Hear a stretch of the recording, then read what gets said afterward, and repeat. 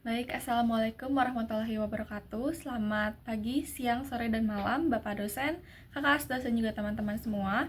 Perkenalkan, saya Jocelyn Agus Leandro dengan NIM J040125127 dari kelas praktikum D1.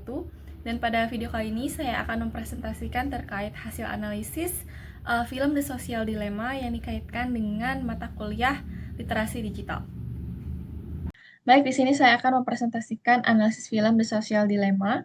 Yang pertama dimulai dari latar belakang, yaitu pada era saat ini kita tahu bahwa perkembangan teknologi digital itu sangat pesat dan mengubah bahkan hampir seluruh aspek manusia. Dan salah satunya itu adalah cara manusia berkomunikasi, cara manusia mengakses informasi, serta perubahan teknologi digital ini dapat membentuk opini dan juga identitas diri seseorang. Dan dalam proses ini, informasi yang kita lihat setiap hari itu sebenarnya tidak muncul secara tiba-tiba dan bukan muncul tanpa suatu rencana gitu teman-teman, melainkan dikendalikan dan diakurasi oleh sistem algoritma yang bekerja di balik platform digital. Jadi informasi yang kita lihat setiap hari itu sebenarnya ada yang mengatur.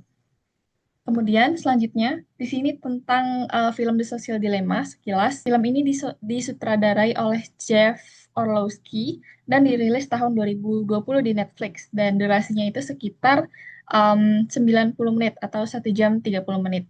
Dan genrenya itu adalah dokumenter plus drama.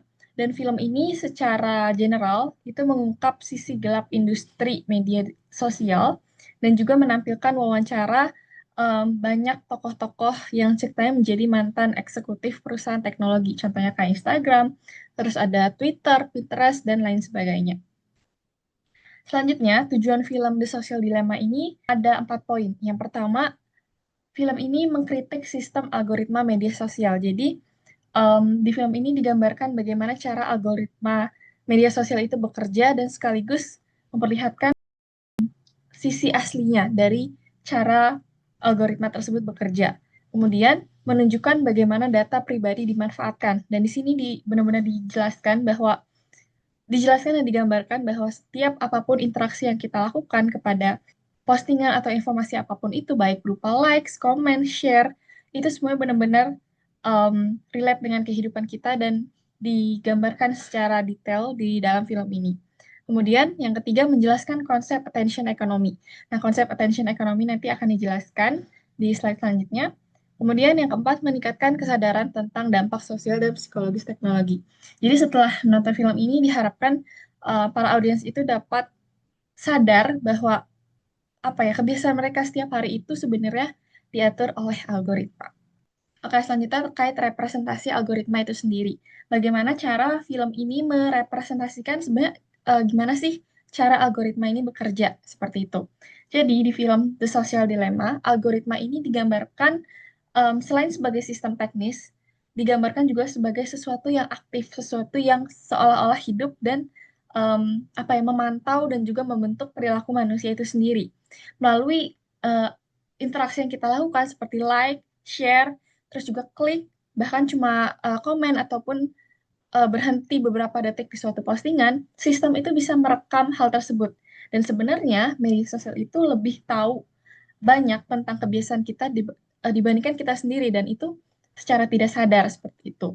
Dan film ini juga menggambarkan algoritma itu seperti pengamat yang nggak kelihatan dan itu bekerja terus-menerus untuk mengumpulkan data kita dan nanti data kita itu digunakan untuk menentukan apa yang kita lihat selanjutnya.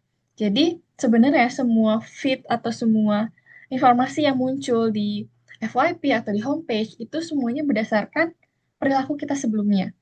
Kemudian tentang recommendation engine. Di sini, di dalam film ini disebutkan kayak, agar sukses dalam bisnis, um, you need a lot of data. Jadi, bagaimana menggambarkan bahwa aplikasi-aplikasi ini semua bekerja mengumpulkan data-data perilaku setiap manusia. Nah, di sini, kalau misalkan kita masuk ke dalam konsep recommendation engine, ini sebenarnya adalah suatu mesin rekomendasi yang bergerak berdasarkan perilaku kita sebelumnya. Misalnya, kita sering nonton konten tentang skincare, terus tiba-tiba timeline kita penuh dengan skincare. Nah, itu karena kita sering melihat konten skincare sebelumnya. Jadi sebenarnya konten yang muncul itu bukan acak, bukan ngasal, tapi ya berdasarkan yang sudah disesuaikan dengan perilaku setiap manusia. Seperti itu. Next, attention economy. Nah, seperti yang sudah di-mention sebelumnya, attention economy itu sebenarnya apa sih? Jadi attention economy itu menurut Reality Loss, um, simpelnya suatu usaha yang sebenarnya nggak melibatkan um, uang atau lainnya, melainkan perhatian kita. Nah, jadi di era digital saat ini sebenarnya perhatian kita itu menjadi suatu hal yang sangat berharga. Misalkan yang digambarkan dalam video ini, media sosial itu tidak meminta kita membayar dengan uang, tapi kita bayar dengan waktu dan fokus yang kita berikan. Jadi semakin lama kita scroll, semakin banyak iklan yang ditampilkan. Dan sebenarnya yang dijual itu bukan aplikasinya, tapi bagaimana perhatian pengguna itu diambil sebanyak mungkin seperti itu. Dan makanya algoritma ini didesain supaya kita ini sulit stop gitu, kecanduan terus untuk lihat, untuk terus-terusan berada di dalam suatu platform itu.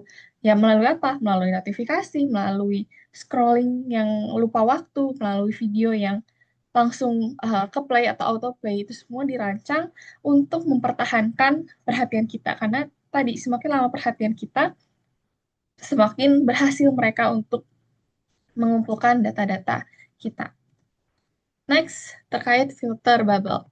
Nah, di dalam film ini filter bubble juga digambarkan. Filter bubble itu adalah kondisi ketika algoritma itu sebenarnya tidak memberikan seluruh informasi, tapi informasi yang diberikan itu berdasarkan apa yang sering dilihat oleh pribadi itu sendiri.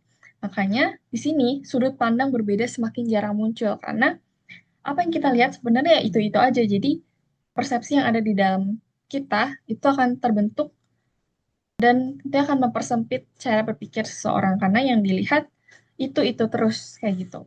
Dan dampaknya wawasan terbatas dan berkurangnya kemampuan berpikir kritis karena yang ditampilkan tidak bervariasi seperti itu. Nah, selanjutnya tentang echo chamber. Menurut Armanda et al. Tahun 2025, echo chamber ini merupakan ruang gema opini. Dan kita dikelilingi dengan orang pandangan yang sama dan opini itu diperkuat terus-menerus. Mirip seperti filter bubble tadi, jadi echo chamber ini sebenarnya lebih ke penguatan opini. Jadi di echo chamber kita itu dikelilingi oleh orang-orang yang punya pandangan yang sama. Opini kita apa ya secara nggak langsung kan berarti disetujui oleh orang-orang sekitar kita dan hal itu dipantulkan terus-menerus dan menjadi seperti gema.